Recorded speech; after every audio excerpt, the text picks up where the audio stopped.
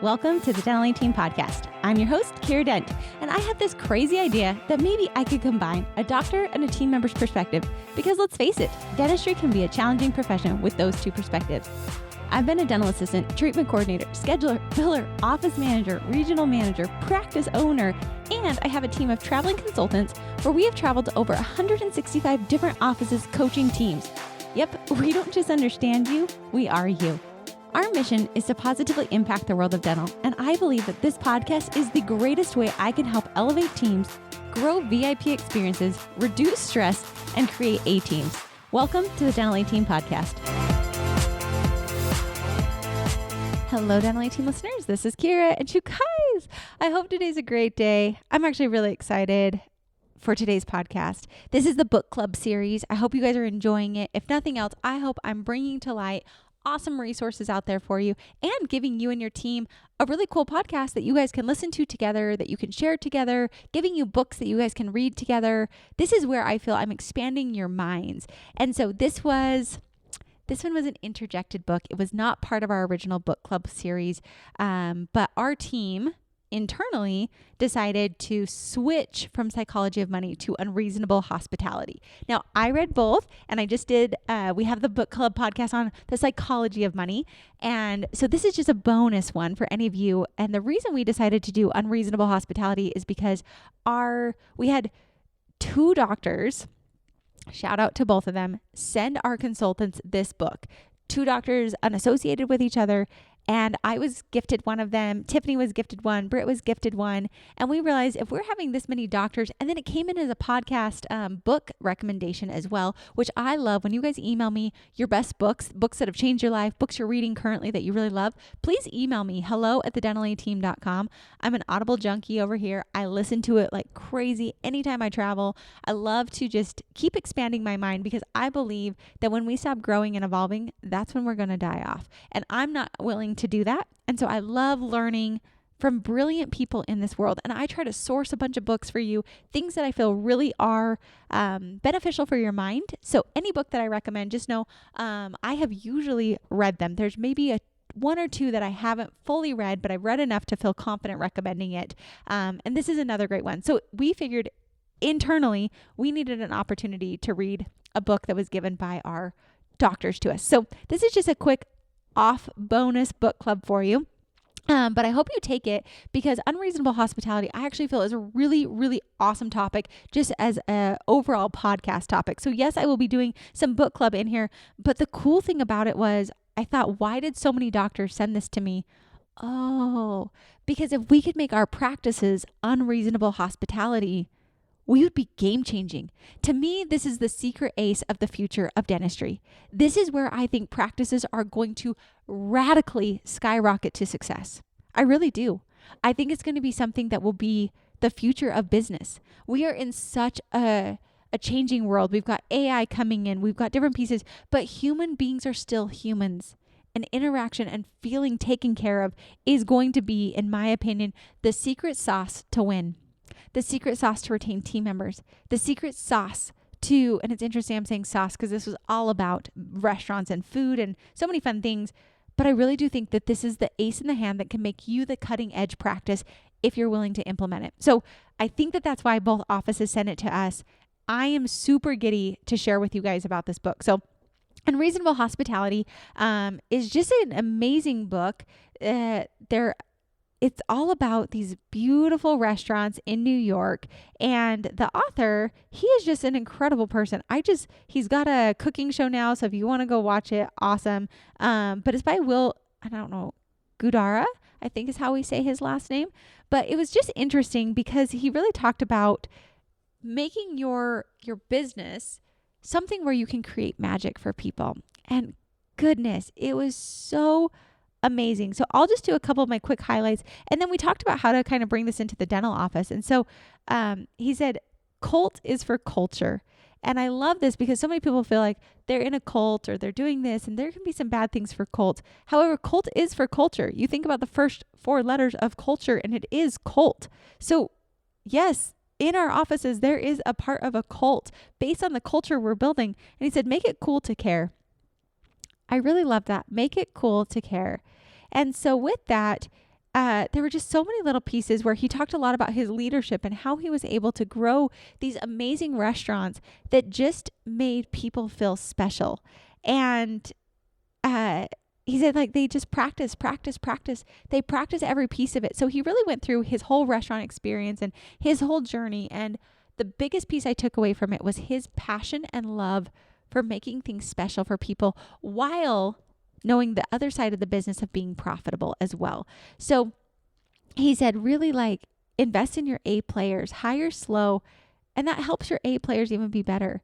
And so hire a group of people and tell them to lean on each other. So that was one of his tips to make it easier to build this type of a culture. I really feel it's important when you're looking at unreasonable hospitality to create a culture where this is who people are. People always say they love Chick-fil-A, and I actually did some digging on Chick-fil-A. This is not your top 5-star restaurant. This is Chick-fil-A, a fast food restaurant that I feel has revolutionized fast food. You go anywhere and people are Chick-fil-A fanatics. So I did some digging and I was wondering, what makes Chick-fil-A special? Chick-fil-A lives by certain standards. Chick-fil-A is not open on Sunday. Whether you like that or don't like it, that is Chick-fil-A. So I read up on it, and Chick-fil-A actually vets people.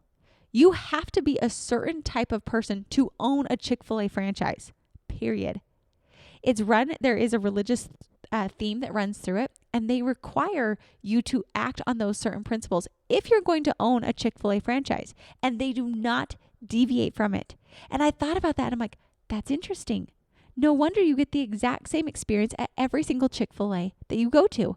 They have the same motto. They're so kind to you. You get the same experience, and their food is great. But I thought about that. They've literally created a culture, and they've been able to franchise and stamp that out, and they've been able to do that. And I've thought about our practices, and I thought, what have we done in our practices to create that experience? Do we know the culture and the type of people we want to have in our practices to make it this amazing experience? Or do we just hire whomever because we're so desperate? I think when people get really intentional, and I was a rookie business owner, and I had to learn this the hard way too, I was just hiring whomever. And then I got real serious about my core values. And what are the core values? And now, you better believe I do not deviate from that. People always said, Kiera, hire for culture, you can train skills. And I'm like, yeah, right. Hire for skills. Are you kidding me? I don't want to have to train that. No. You can have people with great skills that do not fit your culture and destroy your culture, and that ruins your A players. So who are the A players? What is that culture? And make that really cool. Make that culture where people are obsessed with it. I do think that truly is one of the secrets of the top elite practices. Their culture is solid, and they do not deviate, period. So it was really awesome in this book where they had it. And then he talked about how they really practice all their systems. So in the book, he talked about how they would practice serving the plates, practice welcoming people, and they practice over and over and over again. And they would work on making it better and better and better and better and better, and look for little ways to make it better, and making sure the extra pieces actually meant something to their guests at the restaurant. And I thought about, how can you apply that to dentistry? And I thought, do you practice the new patient experience? Do we practice that and refine it and refine it and refine it and refine that phone call and make sure that the results we're getting are awesome? Do we practice the patient experience? Do we practice our handoffs? It sounds so silly, but hearing that at the restaurant, they practice it every single day. Like, they would have their quote unquote morning huddle, and they would review who was coming in, how they're going to do it, and they would literally practice serving the plates and how could they do it better, and how could they bring the check to make people not feel like they were being rushed and have it at the right time. So I love that they just did like these little surprise and delights. So they figured out with the check, bringing the check is always awkward. People want it so they don't have to like wait for the waiter to bring it, but they also don't want it too soon because they don't want to feel rushed. So they figured out bringing the check with a bottle of wine on the restaurant. They said, here's the check and a bottle of wine. Enjoy, take your time. We're so thrilled you're with us. So then people got a free bottle of wine. They got the check. Now it was on their terms. They didn't feel rushed. They figured out how to do it. But that came from the practice. That came from them working together and figuring it out. And so I just thought about, do dental practices actually practice the experience of their patients? I don't think most dental offices do. I don't see it that often. And that's like silly. It feels silly, but they practice it. They refined it. They figured out the pain points and they fixed it. In the book, they talked about doing sign language so they could make sure like the coats were delivered right when the person was getting up to leave the restaurant. They found that another pain point was that the patients or the guests had to park on the street, and they would just go feed the meter. And so that way they didn't have to worry about feeding the meter. Think of how little of a cost it is to go put money in a meter. Meters are not that expensive. And so that was a cost that they built into their restaurant, and they were able to do it and make the experience for their guests amazing. It was so, I thought about that of dental offices. Like, what are the little pain points in your practice, and how much would that cost? Build it obviously into your P&L, because he did talk about being profitable, and you have to make sure that you have a cash flow and that you have a profitable business. But then you look for how to add the magic and the simple pieces in there that are really going to make a difference for your patients. And I thought, oh my gosh, think about those offices that are in busy cities. Could you do like Ubers, or can you do where you pay the meter for them, or something where it just sets your practice apart that's really going to make an impact? Like, don't do it if it's not going to make an impact. Do it for something that's going to really mean something to your patients. He also, one of my favorite lines from the book was, success comes in cans, failures come in cans. And he said, refusing to delegate is a terrible excuse. Take more time, short-term investment with a long-term game. Perfect moment is to give them more work before they are ready. So the perfect moment to delegate is to give them more work before they're ready so they can learn. And he said, make collaboration mandatory. Must find a way to make us better within the first 30 days of new hires. And I really loved a lot of these thoughts. He also said, don't destroy ideas. Often brilliant ideas come right behind a bad idea. So maybe that's not a great idea, but there's another one, and it's in that idea, please. So allowing your team to really, really work harder and giving them a space to be creative.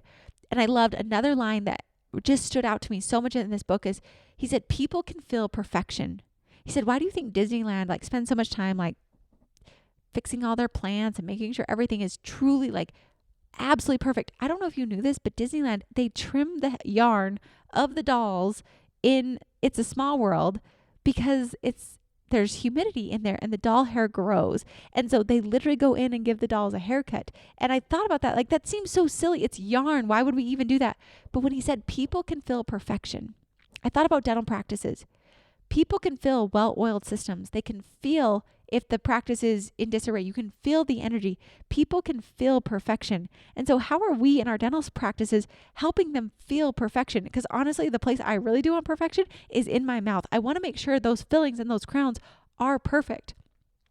But that comes from all the other pieces. Where are we maybe sloppy? From our billing to our answering the phones to our scheduling to not having it perfectly scheduled for perfect in and out times to having perfect setups.